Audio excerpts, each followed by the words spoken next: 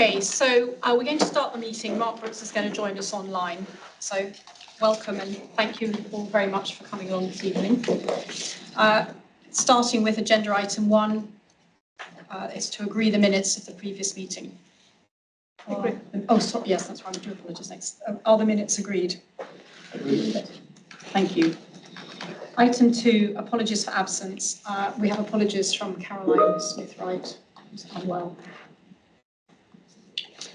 Agenda item 3, declarations of interest. Are there any declarations of interest? There are none. Public participation. Have we been notified of any public participation? No, there is none. Referrals to Cabinet. There were no referrals to Cabinet. The forward plan is agenda item 6. You have the forward plan in front of us. Are we happy to agree the forward plan? Yes. Yep. Agreed. Noted, then, I think. Noted. Sorry.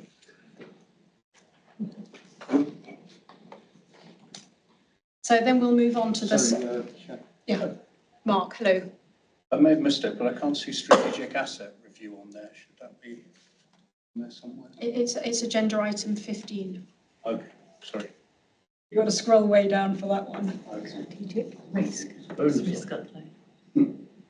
It's a strategic risk. It's the strategic risks. Oh, right. Yeah. Item 7 is the temporary accommodation strategy. I'm going to hand over to Liz and introduce. Thank you. Hello, everyone. I just want to quickly introduce this policy and I'll pass it to the officers afterward. So this report brings forward our new temporary accommodation policy. This review was required to update our previous policy as demand for temporary accommodation has risen sharply across locally and nationally, and we must ensure our approach is lawful, transparent, and fit for the purpose. Over past months, officers have done extensive amount of work, including data analysis, benchmarking exercises with other authorities, lots of consultations with partners across Hertfordshire, and most importantly, listening to people with living experiences and experienced homelessness. This has ensured the strategy is generally shaped around local needs and is suitable for the Quorum's resident. The policy also strengthens our legal position, reduces financial risk, and support better long-term planning. I fully recommend its adoption and want to thank all the officers involved in getting this work together. Happy to pass on. Is it Ollie? Yes? Thank you. So I'll just cover the strategy off quickly before handing over to Lauren to cover off our temporary accommodation placement and procurement policy. As mentioned, we've carried out a lot of work to get to this point to develop the strategy, a lot of data analysis of local and national trends in relation to temporary accommodation. We've looked out there in the sector around what other local authorities, both locally to the Quorum and outside of Hertfordshire, are doing.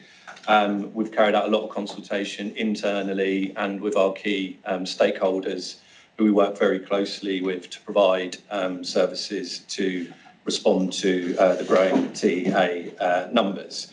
As touched on, it's been really, really important to involve those with lived experience in developing the strategy. So we held quite an extensive engagement session and consultation with those that have been through temporary accommodation, who have got that lived experience to help us to shape the strategy. In terms of the commitments, we've got 5 commitments within the strategy that are going to help us to respond to the challenges that the teams are facing at the moment. They are centred around putting people at the heart of the decisions that we make, using data to help us shape those decisions, looking at our accommodation and how we optimise what we've got and diversify what we can, and looking at strengthening partnership working and information sharing amongst ourselves and others, while setting high standards for our own temporary accommodation. Sitting alongside the strategy will be an action plan that will help us to monitor progress in delivering the commitments within the strategy. Okay, and the temporary accommodation placement and procurement policy, there's two sections to that. So the placement policy outlines our approach to how we secure suitable temporary accommodation for homeless households who have priority need. And this also includes those households that are homeless due to sudden events that require emergency accommodation. So that could be a flood or, a fire or something. The procurement section outlines our principles, which is in line with the Council's broader commissioning procurement strategy. And we look at repurposing and acquiring properties from our own stock for use as temporary accommodation, or the acquiring of new properties, whether that's through the PRS or nightly lets, entering agreements with other parties to acquire the use of additional temporary accommodation properties. And the principle includes focusing on value for money, legal, health and safety, and compliance. Well, thank you very much. Can I open it up for any questions or comments? I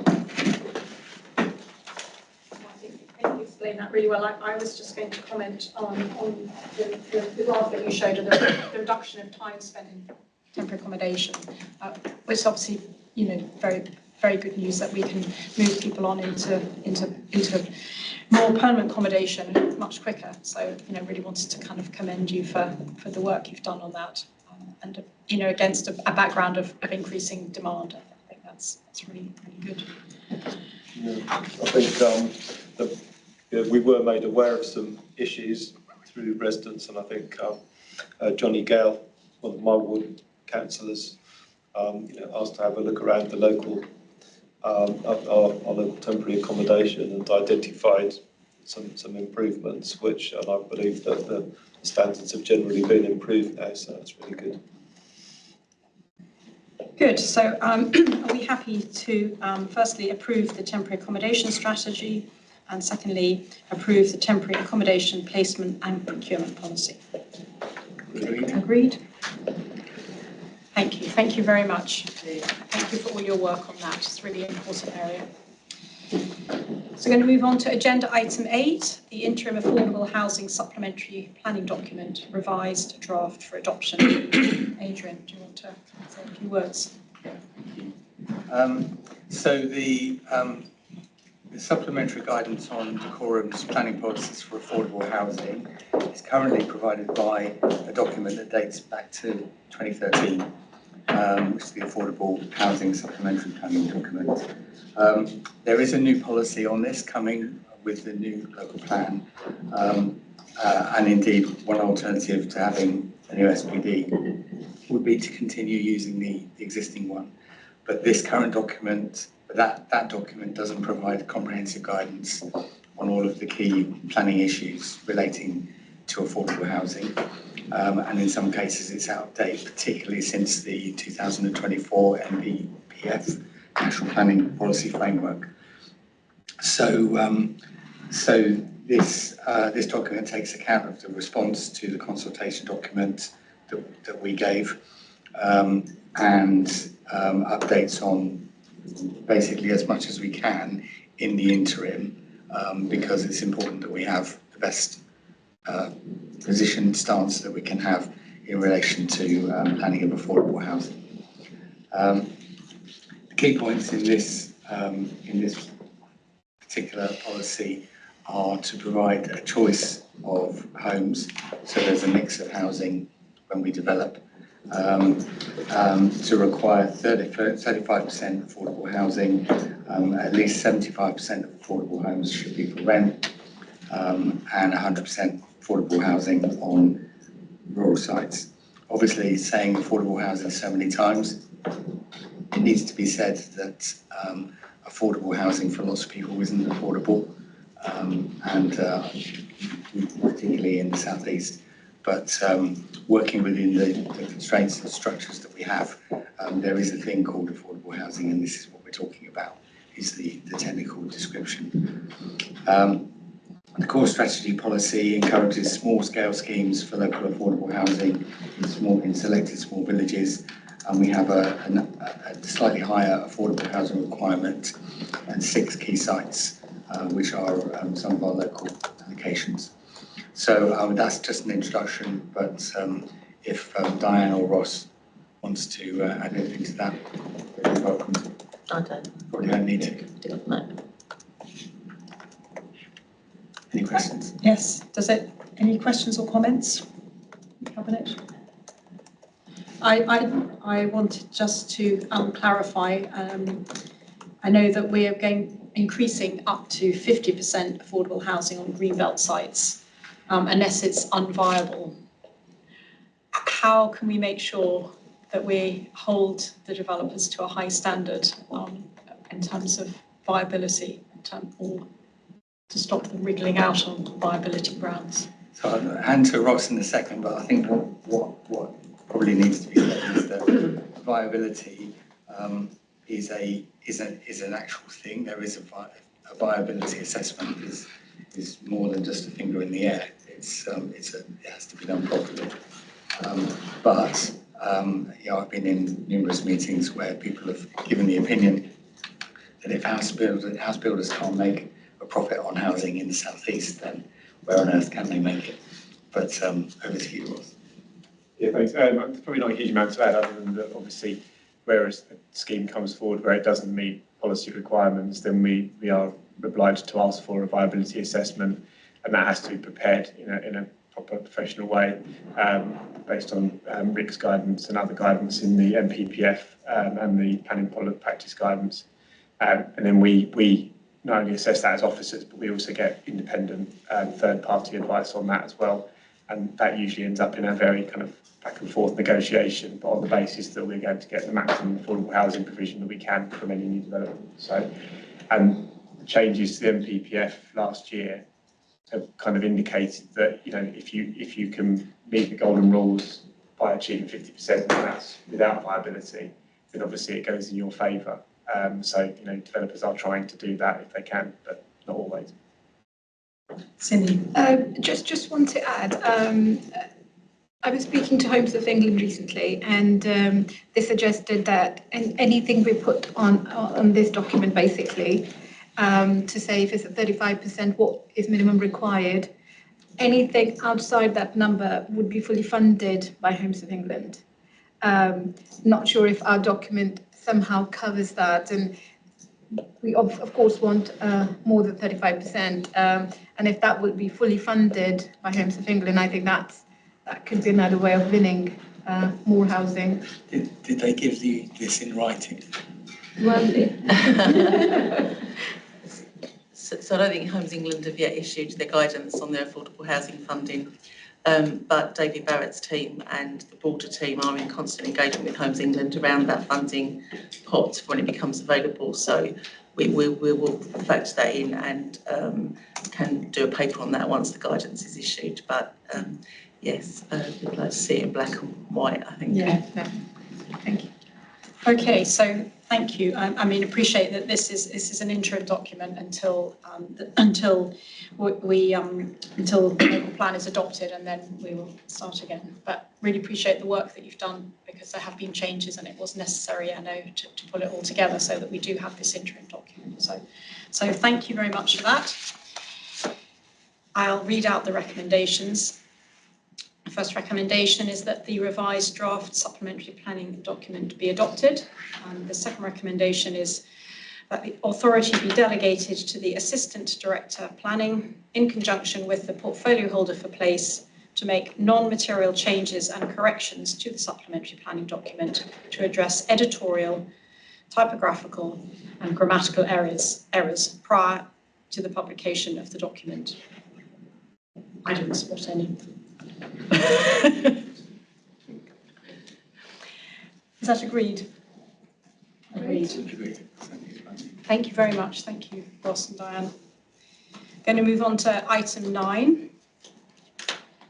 The technically, environmentally, economically practicable TEEP assessment. I think I managed to say all those words. Robin, would you like to introduce that? Yes, yes, we'll want to go to the pub before trying to pronounce that. The previous UK government hurriedly introduced legislation for simpler recycling that had long been promised, and it seems that they rushed it through at the last stage. and some parts, this bit of it, I think, was probably not properly scrutinised.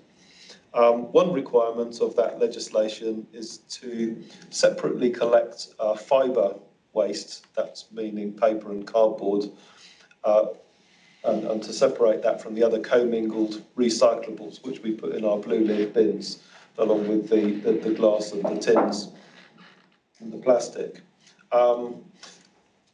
So we visited the material recycling facility in St Albans to see how well they separate it, and they're pretty confident that they separate the materials effectively already, and that process would continue. The cardboard and paper is bundled up. We saw all the big bales ready to go out to, well, they effectively have a commercial chain then where they send them to companies that can actually use that and turn it back into cardboard and so on.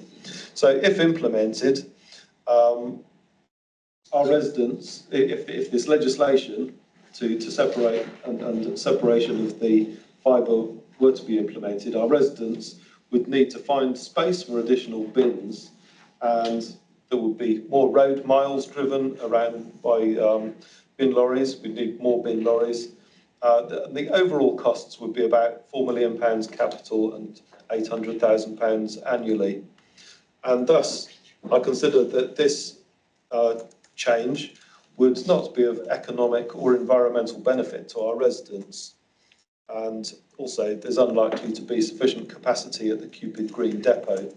Thus, I support the submission of this technically, environmentally, economically practical assessment to demonstrate that it is not something that we should be doing. And I believe there are quite a few other councils who are doing the same. Thank you, Robin. Is there any, have I missed anything out, Ian? Just that this is because we're not following the simpler recycling legislation, we're required to do this TEEP assessment, and you can do one element of the TEEP requirements. We've done all four to be robust, but the council does need to do it. So if it fails to do it, it is in breach of the legislation, hence why I brought this forward. But just to add to Robin, out of the 330 local authorities, when we checked, that do recycling, 200 plus, are still carrying out commingled, dry and mixed recycling. So we're certainly not alone in doing this. No, absolutely. And, to be making significant changes ahead of, nobody said it, local government reorganisation, I think, would be the wrong timing for us. So does anyone have any questions or comments they want to make? I feel that this is a well-argued case and been very well put together, and completely understand the reasons for the route that we're going down. So I agreed that we just read it out. I think Robin's already read it. To note and approve the technically, environmentally, economically practicable TEEP assessment statement as required by DEFRA. I think we agreed. Agreed. Thank you very much. And thank you for all the work you did on that. It was really well explained. We're going to move on to item number 10, fees and charges. Fees and charges proposals for 2026-27. William, do you want to introduce that? So the fees and charges, where the rise is not prescribed by central government, these are all within the 2% inflation-related band that we set ourselves, except for a few items which are working towards or achieving full cost recovery. So, for example, radar keys, the increase is to achieve full cost recovery. Green bins is working towards full cost recovery, but not quite achieving it. So that's where we have exceeded the 2% inflation-related increase, and that is the reason for it. Any other questions? I'm sure Nigel can help. Are there any comments from Adrian? Yeah, I mean, I just want to make the comment that I usually make at this point, which is that the underestimated importance of fees and charges to the budget of the council. And I think it's worth highlighting that at any given opportunity, because a great number of our residents would think that the first place that we get our money from is the council tax. And of course, that's far from the case. I think I'm quite up to date with the percentages, Nigel, but I remember you telling me a couple of years ago that it was about 48%. Absolutely spot on. Yeah, which is just mind-blowing, isn't it, really, that that actually, as a council, it's necessary to raise money in many different ways, because the funding from central government is ever more not there. Robin?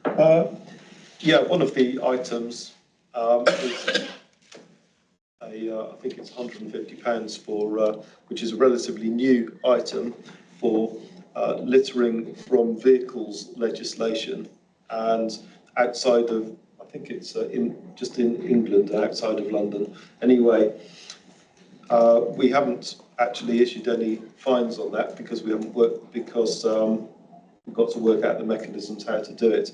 I believe Buckinghamshire has started doing it, and the officers are starting to work on that. And that, if we do get revenue from that, I think that will, I'm all in favour of finding people who throw things out of car windows, because it costs a fortune to clear it up. And so I'm hoping that we can get some revenue from that to offset some of the cost of the enforcement. Thank you. I think that enforcement is something that a lot of residents ask for. I think it would be good if we could finance the enforcement that people are looking for, to meet those demands. I guess the point I was going to make was that the services that we offer are still incredibly good value relative to our neighbouring authorities, and a 2% increase is actually below the rate of inflation. So we are, we're holding the fees and charges, as I said, a very good value for residents, and with a below inflationary increase. So I think that represents really good value for residents. And I think it's the right thing for non-statutory services for us to be moving towards a full cost recovery, and part of the larger increases go towards that. So I hope that we can agree as a cabinet to move forward with the listed fees and charges, which I assume are in an appendix. I'm not actually looking at it. They are Appendix A. So the recommendation is to review and agree the proposed charges for 2026-27. Agreed? Okay, we're agreed, thank you. Moving on to item 11, the garage business plan 2026 to 2029. Robin, do you want to say a few words? So this report has been worked on for some time. Huge audit, so really well done to all the people involved in that. And it introduces a 3-year plan for the management of our garages. We've got over 7,000 of them, and last year they provided a gross income of £3.7 million. The objectives here are to provide utility for our residents, and also to maximise the value of the council's assets.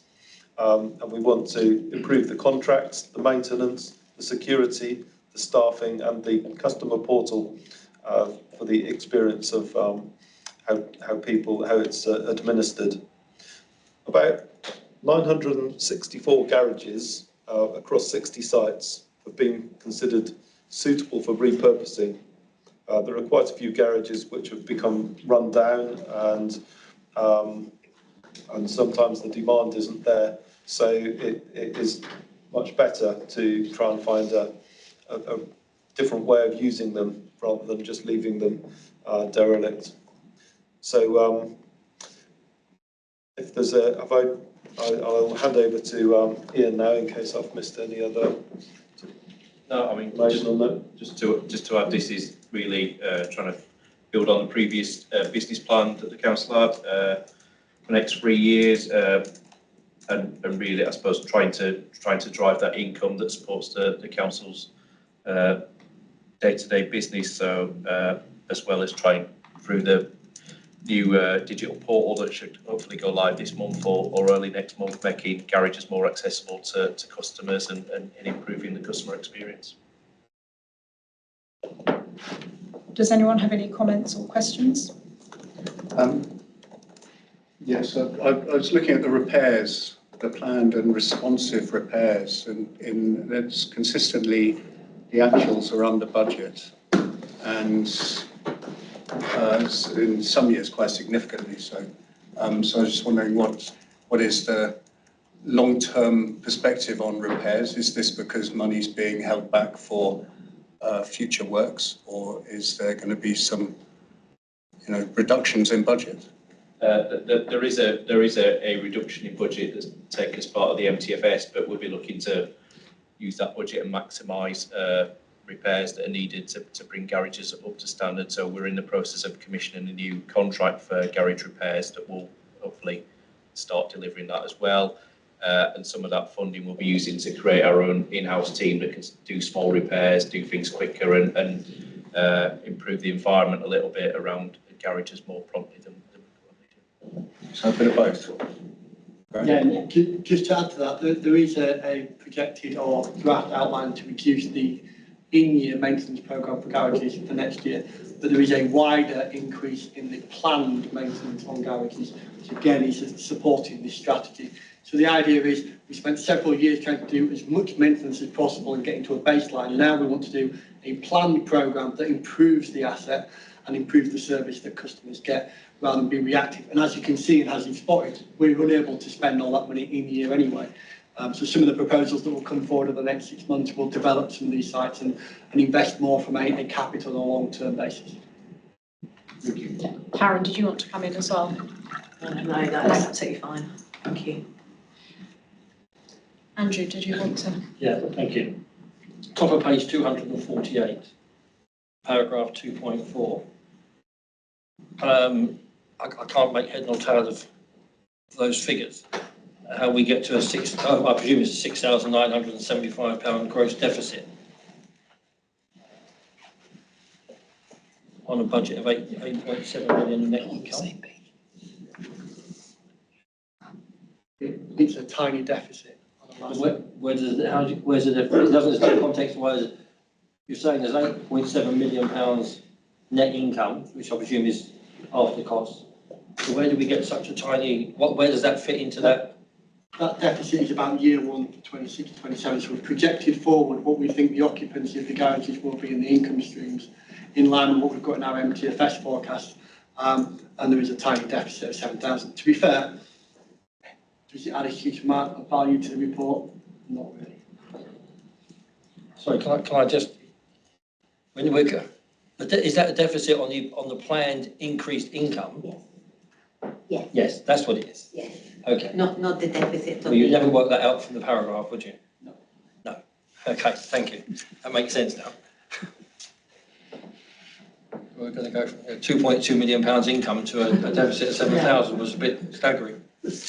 Yeah, I read that earlier. I assumed it was as you've described, but because of the large figures involved. But yes, I agree that. I think it was a desire to have too much detail in the report, where it doesn't add a huge Came amount. from a good place. It's entirely accurate. It doesn't add a huge amount of value to the report. Excuse me. Councillor Doris. Only an accountant could say that. I may have missed it, but I think there are a number of garages in blocks which, over the period of years, were sold off to private owners, and some of them are in a particularly wretched state. Is there any reference to that in here? And is there any plan, or could there be any plan, to try and bring those up? Because if you're going to improve the quality of our garages, when seen against privately owned, poorly maintained garages, it's going to jar on the general atmosphere. The business plan focuses on purely the council's retained stock. But do you agree that there may be some blocks where some garages may be retained and some garages may? Yeah, and why we wouldn't necessarily do repairs to those specific garages. There may be repairs we could do to the general area as part of the business plan. As part of that process, we always make sure we liaise with leaseholders or owners of sites, be that accommodation, when sometimes we look at housing blocks, or now we're looking at garage blocks. So it may be a case of, you know, they want to be part of a bigger project. There may even be opportunities going forward where people no longer want their garages, and that might be something that we look into the investment going forward. But we always make sure we turn over every stone. I mean, I think there will be blocks where it will be unfortunate that the previous policy was to sell them off, irrespective of their condition. Yeah. But the fact is that did happen under the previous policy. So that we've inherited what we've inherited, and this plan is to move forward and do the best we can with the stock that still exists. Sorry, Chair. What you've just said has triggered me into another question, because I've got a resident who is waiting for this review to buy the garage in a block behind them, and he's been told this is happening. You've implied there that this policy would mean there'd be no longer a sale of garages. No, I didn't say that. I was responding actually to Councillor Doris's comment where previous garages that have been sold off have been left to go into bad repair. Not all of them have been. No, presumably you've got examples of it. Sorry, when you said it was a previous arrangement, I was thinking that this is saying that the arrangement's changed. Well, I didn't say the arrangement had changed. I just commented on the reflection that Councillor Doris had made. Some of the ones that had been sold off previously were in poor repair. It wasn't a reflection on anything else. Okay, thank you. Once I go back to 10. Silly, did you want to say if that's okay, thank you. So from this report, it seems that we are going to develop a strategy for 60 sites overall. That means that we've still got 1,400 garage in void state, which is not ready to let. And I just kind of want an assurance that the figures coming from 1,600 void, from which about 250 ready to let, but then the concern comes the 1,400 not ready to let. And is it because they're not, I mean, I understand from the report that they're in a poor condition, but is it all of them in poor condition, or is it some includes no demand because of the location? And how are we going to progress that? Because with the 60, yes, we can take time to come up with the best strategy, but what's going to happen with those 1,400? I mean, those often are in areas where we've got no demand. Demand is very Hemel Hempstead focused, and the majority of garages that are let are in Hemel Hempstead. So those ones where in poor disrepair, where there is no demand, we'll be working with colleagues in commercial development to do some work around whether they're retained as garages or alternative uses are looked at. Is that not those 60 we particularly sort of detected needs that kind of work, but not the 1,400?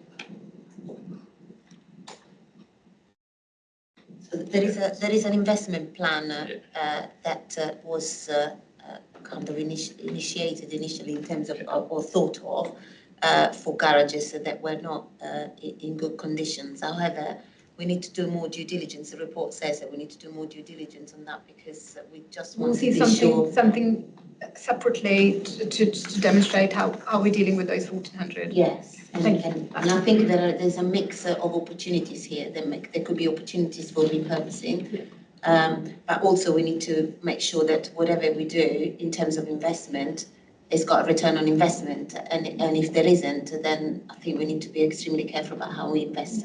I'm genuinely pleased that we've come this far and we are making progress. So it's not a criticism. I was just looking at the report, wanted to reconfirm that we're going to look at the 1,400 as well. Okay. Catherine, did you want to come in as well? Just to clarify there as well, they're 60 sites, so obviously there's quite a lot more garages within those sites. That's really helpful to know. Yeah, that's right. Sites. Well, I think it's very positive that we're moving forward with the garage review. And I know there have been ones before, but a lot of things have gone in the right direction. I can see that the voids are reducing, which is really positive, and investment in those garages has obviously, it's the right thing to do anyway, and is paying dividends. I mean, it seems to me that actually the biggest vacancy rates are actually in Hemel Hempstead itself. And hopefully people will come forward and take up newly improved garages going forward. So, lots of work to do. I know it's a huge portfolio to be managing, and it's been many years since a significant amount of money was spent on sorting it out. So thank you very much for the work you've done. I think if we can turn to the recommendation, which is to approve the adoption and implementation of the Garage Business Plan 2026 to 2029. Agreed. Agreed. Thank you. Thank you very much for all that excellent report. Item 12, Parish and Town Council grants. William, do you want to say a few words? Well, as discussed at great length in council and scrutiny, as well as contributing some significant savings to the general fund budget for the coming 2 years, the grants are intended to remodel an outdated funding mechanism which addresses inequalities such as the warden grants, which are not universally provided across the borough, bring open space management into a contractual framework that may survive local government reorganisation, and to provide resources to support assets to be more sustainable moving forward into a world post Dacorum Borough Council. I'm sure we can, between us, Nigel and I, can answer any questions.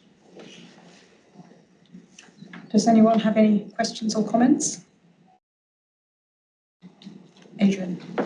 Yeah, I mean, I just, unfortunately, I'm sorry to say the dreaded acronym, but LGR, in the context of what may well be much larger authorities, even if it's Dacorum and St Albans, we're moving into a situation where consistencies become important, and frankly, I think that this is one of those things where Dacorum looks back at how this has been arranged and thinks, well, that probably wasn't the best. It's a bit of a mishmash. I come from Hemel Hempstead, part of Hemel Hempstead, part of the borough which is not parished. But what I can see in the situation at the moment is a huge dynamic range between large councils, small councils, councils which own things, councils which have a warden, councils which don't, and absolutely no consistency in it at all. And frankly, I think that there is a benefit in doing this beside the financial argument, which is that we need to have, if we profess to have a borough which is under reasonable control and good order, then this needs to be sorted out, and well done for doing it. Thank you. Councillor Duras. You wouldn't expect me to stay entirely silent on this. I'm interested to hear Councillor England's comments. Not quite sure where he got that policy from, if you like, because this has been something that's been running for many, many years, and it's probably fair to say it's been a bit like Topsy, because it has not grown and grown, but it's changed or modified a little bit, and some of the detail of it is possibly lost in the mist of time. In terms of the, and I don't want to repeat what I've previously said, but in terms of the concurrent services grant, my understanding is that it was largely to allow town and parish councils to undertake work which it wouldn't have been economically viable for the borough to actually undertake itself, because of the distance out to places like Long Marsden and other villages which are further afield. However, looking at the recommendations, I think there will be some parishes, probably more than one, which will be disappointed by the recommendation. But I think that we need to just wait and see. I note the reduction in the Warden grant by 50%. But I think the important thing, and there is an important element in terms of protecting town and parish councils, especially where there are commissioned services being provided with the advent of LGR and the ability to actually create a commissioning contract which will actually be novated into the new unitary. Having said that, I think to some extent the devil is in the future detail, because item 3 on the recommendation is to there's an item in here, and I'm not quite sure how well it's written here, but I know it's, it's item 2 to approve the 2026 review of the concurrent services grant, but that isn't going to come into play until 2027. So that will need, I think, by members very careful scrutiny of exactly what is being proposed in detail, because I know across the political divide there are a number of members who are concerned about this, as you will be aware, in terms of the totality of it. So I think a sort of, yes, we know where we are with it. It's come a long way, in fairness to William or Councillor Allen. From your initial proposals, there is a difference, significant difference. But I think we've got to wait and see how it pans out and how town and parishes respond to it.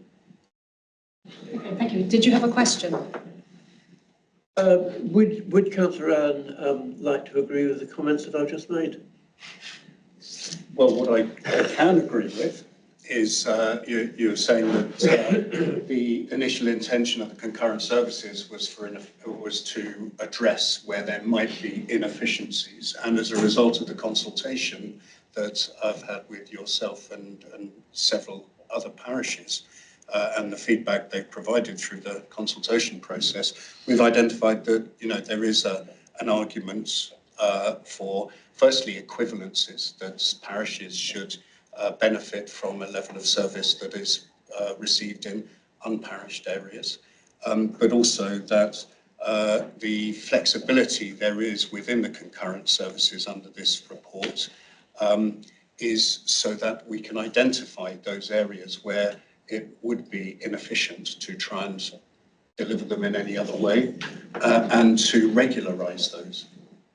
And the hope isn't that in regularising them and bringing them into a contractual framework, this is something that could be supportive of parishes for many years to come, rather than the current grant approach, which would be very unlikely to get past scrutiny of a new unitary, given that no parishes elsewhere in Hertfordshire receive such grants. Okay. So hopefully, in answer to the question, it is intended that we will get to a similar place, having weeded out some of the anomalies that have crept in over time. Oh, that's a very good answer, thank you. Simi would like to say a few words. Thank you. Just a comment to say that I do want to thank the portfolio holder and Nigel and his team. I do know from when this first came about for review, and we had to work through all this way. I felt the portfolio holder really felt that he wanted to make those decisions based on evidence, and as he just mentioned about the equivalence, I feel that from what we were first proposing to what we're proposing finally, I think has shown the desire to really do the right thing, to really work with actually what is the right thing to do. And again, I understand that parish and town councils aren't happy when you take money away, something which we, I think we're very proud that we managed to do this far, but then we clearly see in budget that there is no money, there's no government funding coming from anywhere. And again, LGR coming, if we to decide that we're going to break down Hemel into some parish and town as well. Those will be run on precepts as well. So I think the future is precepts, and that's again running across Hertfordshire and any neighbouring councils that if the service is to be delivered, precept would be the future unless government come up with some sort of funding once again and say they want to support. But it is a challenging time and the decision has to be made. But again, I really commend that we've come up with a solution and trying to take step at a time to make sure we've listened and really found enough evidence in support of what we're doing is the right thing to do. Thank you. Can I just make one comment and express my appreciation in particular to Nigel and his team for the amount of work that he has put into this, especially in the midst of all the LGR work that he's been doing. It is very much appreciated, and I'm sure it is appreciated, whether they agree or disagree, by all the parish councils. So thank you, Nigel. And I acknowledge also William's involvement. Thank you for that. Nigel, thank you very much for all the work. And Claire, she's not here, who I know is, sorry, quite right, who I know has done a lot of work on this. I think we've had a fairly full discussion about it all. You know, certainly, as I've said and others have said, you know, we've set out to listen and to consult with the towns and parishes. It hasn't always been entirely reciprocated on the other side, but we have gone out to consultation actually twice already to ask, and I know that William personally approached every single town and parish and offered a meeting, most of which took them up, but some of them didn't. We've settled on, well, the point at which we've decided to go ahead with the first bit of the cut is the warden grant, which is not either uniform, it's not necessarily applied to a paid person. It's just a grant that goes to councils. I think only one parish doesn't have a warden grant, and most of them don't have a warden anyway. So in terms of fairness to the people of Hemel Hempstead who are subsidising all of this, I think this is the right way to go, and spreading it over 2 years should help those towns and parishes that do have a warden and need to finance it, to find a way to finance it going forward. The concurrent services which you mentioned, Councillor Duris, is absolutely, I know that was in 1974, the reason that this was set up, and you know, we have agreed to have a full review of those concurrent services and review kind of what those funds are spent on and who's best to deliver them, whether that's the town and parishes or through the CSG or whatever the successor authority is. But putting service level agreements in place and actually codifying it will be to the benefit of the town and parishes in the longer term. Of course, it does rely on them feeding back to us and working with us to let us know as Dacorum Borough Council, what funds that they need, what they are, which grounds they're maintaining, who owns them, and actually having that level of engagement. And I really hope that the towns and parishes, and I know that you're working with them, that and as are we, but that they will engage with us in terms of bringing forward that information so that we can make sure that we do produce a fair and equitable outcome for them over the next 2 years. So I'm going to read the recommendations. The first recommendation is to make the executive decision to reduce the town and parish warden grant by 66,000 for 2026-27 and for 2027-28. The second recommendation is for the Cabinet to approve the 2026 review of the concurrent services grant. And the third recommendation is for the Cabinet to recommend to Council the 2026-27 200,000 drawdown from reserves to support the Town and Parish Council Investment Fund, and to delegate the approval of final investment fund allocations to the portfolio holder for corporate and commercial in conjunction with the Chief Financial Officer. Is that agreed? Yes. Thank you. So we'll move on to item 13, the arts and culture strategy. Ethan, do you want to say a few words? Thank you, Nigel. Yeah, so this is the, keen readers will have noticed this is the first of two strategies mentioned this evening. This one, arts and culture strategy, the borough has not previously had such a strategy, but we think that it is a crucial block for placemaking in the borough and enabling the borough to be a place that people know about. Obviously, this was a key manifesto and a corporate plan item before the words LGR were uttered by anyone. But it has to be noted that the towns and the villages, perhaps even the parishes, and there might be even more of those, do need to benefit from this kind of thinking and this kind of strategy. So I want to say it's been really fantastic to have officers who really know about this stuff. Diana, I can't say that I am a great arts and culture person myself, or maybe in particular bits of arts and culture, but those perhaps might not be shared by everyone. But it is really good to have, and I'll say the same when we talk about the arts and the active well-being. This is what you need to do if you want to do this stuff properly, is have people who know about it. So thanks for this work. I think it should also be underlined how these two strategies, I'll stick to this one, how these strategies have been developed with as much resident and member involvement as we could possibly get. I mean, it's not possible to spend all the time thinking about these things, but I certainly know that if members wanted to say that they hadn't had involvement, then it would have been their own fault because they didn't turn up.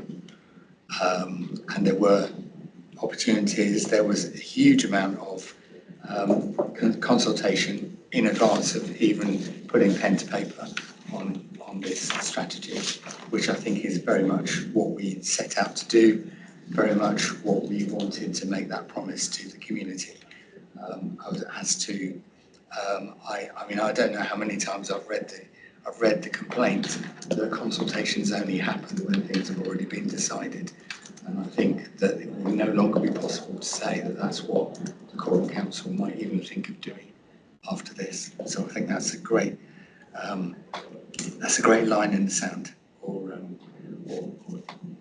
it's a great watershed. Let's say that. One of the primary purposes of this strategy, and the next one that we'll talk about, is to enable officers to bid for funds to make decorum great again. We've said in our corporate plan we want vibrant communities, we want to foster arts and culture and leisure opportunities. We want a proud and thriving borough, which means that we want to regenerate and we want to have people living here who really love living here because it's a place that knows what it wants to be. So this has been a really good pilot of the kind of involvement that we want to demonstrate to people. Every member's had a chance to be involved, and Decorum has properly studied what it has and what it needs to do with what it has within the constraints that we face. The challenge of putting application of these strategies into action will require resources which typically will be non-statutory resources, and that makes them hard to come by, and it means that we need to have these kinds of strategies so that we can go out and get that money and demonstrate that it has purpose and value. So that's what I want to say, but I would absolutely invite Diana to say something about this strategy if she wants to. Thank you very much. I think you've been fairly comprehensive there in your comments. I think just to add as well that we're working very closely with planning colleagues on linking this to, as you mentioned, the wider placement scheme and public art strategies as well. So that's something that hopefully will come through pretty soon as part of our action plan. And the other point, I think, just to really emphasise is around that support that the cultural sector needs. And this is very much about using this as a tool to be able to galvanise the people we have out there in the community who are working, delivering cultural creative activity, and they're crying out for more involvement and more support. So I think that's a key function as well that this will be able to provide. Fantastic. I mean, certainly, if there was ever a demonstration that the council was listening, it would be the fact that they've written the strategy about it. So we've done that. Thank you, Adrian. Thank you, Diana. William, would you like to? So, related declaration of interest. I am the council's representative on Decorum Heritage Trust, with heritage is mentioned here, and I have previously been a committee member of Arts Venue and Decorum. Having said that, I want to applaud the fact that heritage is explicitly mentioned in this document, and also to really commend the portfolio holder for having the consideration of provision of an arts venue in the borough, along with the hospital, the absence of a sizable arts venue and or museum is one of the most common themes on community Facebook posts within Hemel Hempstead.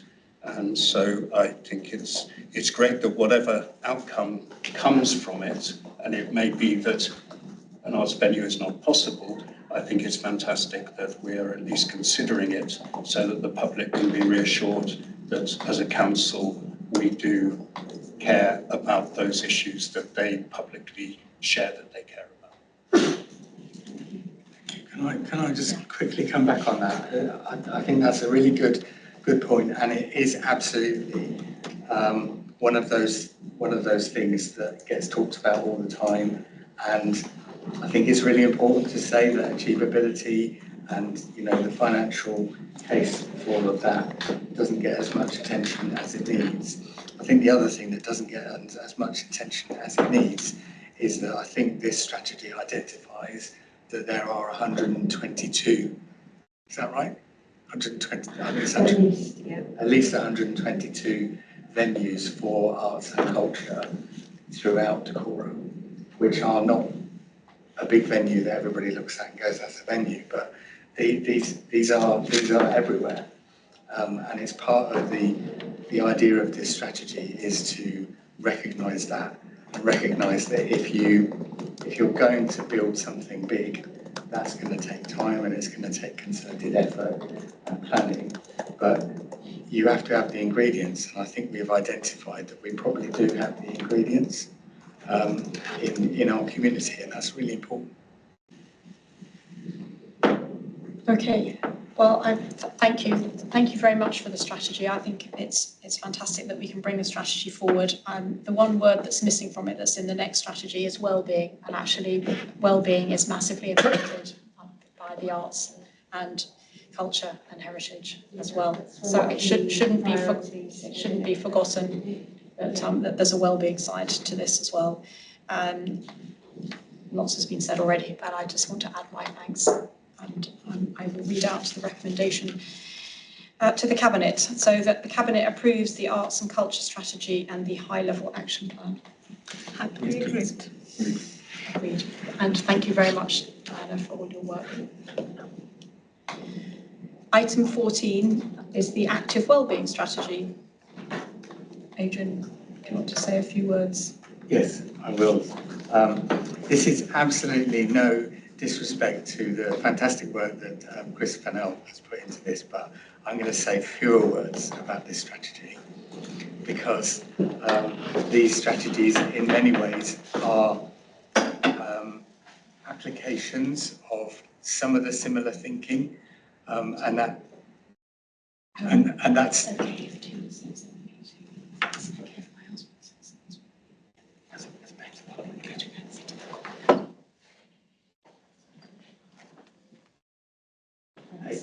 what was I going to say? So this is it applies a lot of the same thinking to a slightly different area, and that begins with getting the right people in who know about this stuff and who know how to do it. The second thing, as I said before, is absolute commitment to involvement, both of members and members of the public, so that they have an opportunity to contribute ideas and ambitions and wishes. This is a strategy which has existed before, but it hasn't been done this way before. Again, it's good that Nigel is still here in the room, because this is all about getting more money for the council to be able to spend on important stuff, which is non-statutory, and therefore it's difficult to find money to spend on these things. If you talk to Chris for any length of time, you'll probably hear two words, which are proportionate universalism.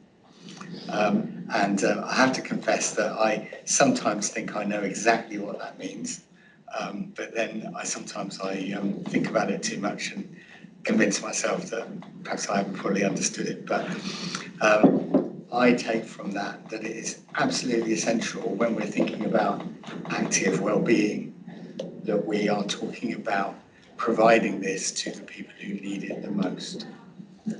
There is a huge amount of inequality in decorum, in Hertfordshire in fact, and there is a need to give people opportunities to improve their lives, to improve their well-being, and whether that's through arts and culture, or whether it's through being more active, and whether that's through being more active in a building, or whether it's through being more active in a community. That stuff is really important, and it only happens if you put concerted effort into thinking it through, identifying what you want to do, and making a strategy for it, which we can now rely on this strategy. Just like the other one, it doesn't go on the shelf. It is an active manual for what we do going forwards. And hopefully, as with everything that this borough produces, I hope that other authorities will look at it and say there is a lot that we can just take from that and apply to our own areas. So I think I hope that both of these are a gift to the future. Thank you very much. Thank you. Chris, did you want to add anything? All I would say is that the Borough Council is but one part in the ecosystem here. Whilst we're investing some significant funds in over 3 leisure facilities, the majority of these other spaces are along the canal, they're in the parks, the open spaces, but also within education settings. So it's really important we work with planners and colleagues in Planning and Sport England to secure those communities agreements, to make sure that those facilities are opened up at evening, weekends and during the school, and how we help support those campaigns. I think as the population gets older, the live longer better, we're undefeatable, and how we link in with public health, and this is our contribution to the wider Timoth of Health model. We're not education, we're not highways. This is what sport and activity will do, and that's our part towards the hub and spoke approach there. So yes, really pleased, thank you for this, and I think it's a positive step forward that people have been supportive of. Yeah, and certainly, neither of you have talked about the action plan, but obviously there is an action plan that goes actually with both strategies. I think that's really important that we follow through on that as well, because strategies are fantastic, but it's actually what they lead on to, and putting that into practice is really important. And I know you've done a lot of work with all the clubs, and particularly I know through the sports clubs, and engaged with them, and they actually do draw in huge funds themselves. They have access to those. So that joint working is really important. Did you want to? Yeah, I was just wondering, given the themes of tackling physical inactivity and connecting health and well-being, whether there's any links between this strategy and the community health aspects of the health campus? There will be, yes. In the fact that the Healthy Hub sits as part of this delivery plan, and like I say, there is co-location and support within the two, yes. Right, any other comments? Okay. It's a great, both of them are excellent strategies, so thank you. Really, I guess they deserve probably much more time than we've been able to give them because they are really important. And I know that quite often they're brought forward in quite large agendas, but that's not in any way to detract from the importance and the amount of work you've done as well. So thank you. The recommendation is that the Cabinet approves the active wellbeing strategy and the high-level action plan. Great, thank you. So item 15 is the Q2 strategic risk update. William, did you want to say something? Or leave it to... Well, I think it speaks for itself, and sure, Nigel and I can field any questions. Yeah, just to Cabinet, this has been to Audit Committee last week, and again, some conversation from that perspective, which is good, but no significant feedback or alterations to this report. Obviously, it had to be published prior to that discussion, but there's nothing more to update from that committee discussion. Any comments or questions from the Cabinet? Councillors?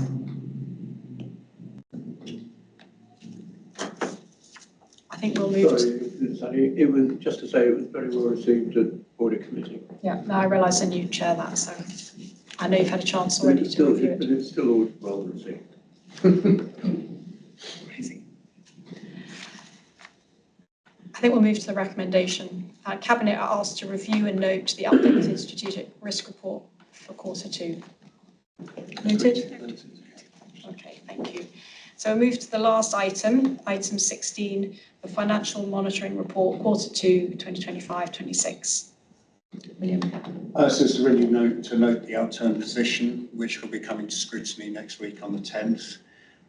There's a few elements in it. There's a drawdown from the parking reserve that's requested approval, and a recommendation of approval for some transfers by which some savings balance out some overspends.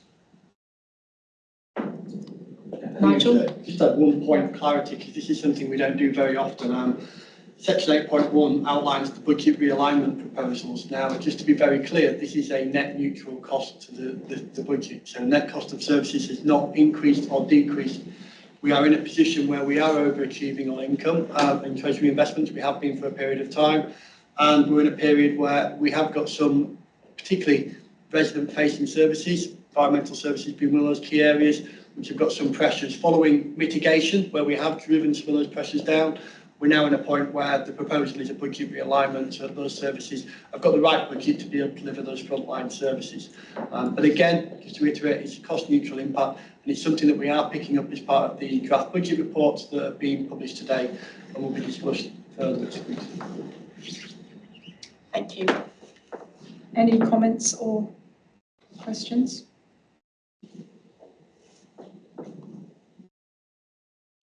Just if I can just commend Nigel and his team for their, as usual, meticulous and hard work in keeping our finances in such good shape.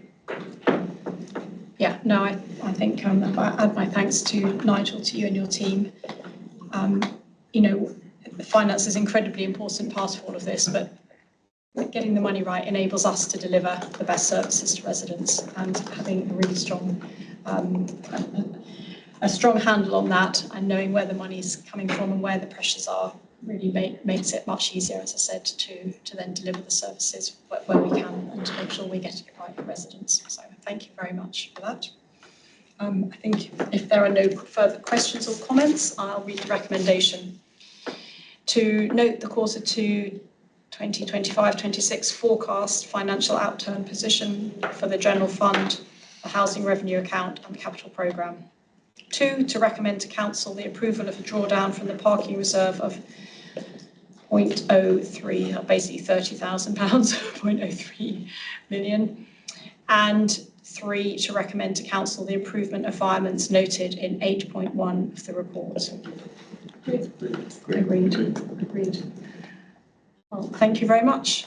So I've closed the meeting at 20:41, and thank you all very much for coming, for your participation.